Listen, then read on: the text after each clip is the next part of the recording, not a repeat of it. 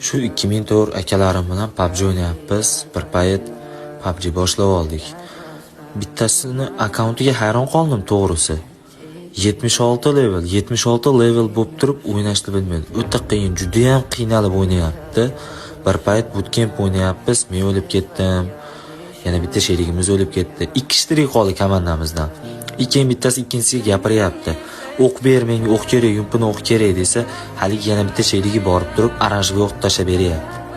Oranjga o'q tashlab beradi. Menga bu kerak emas bu o'q, menga ko'k o'q ber, yumpiga tushadigan o'q ber desa, uje u otishgani ketgan, o'lib ketdi, komanda minus bo'lib ketdi, uni o'qi yo'q bo'lib minusga kirib ketdi.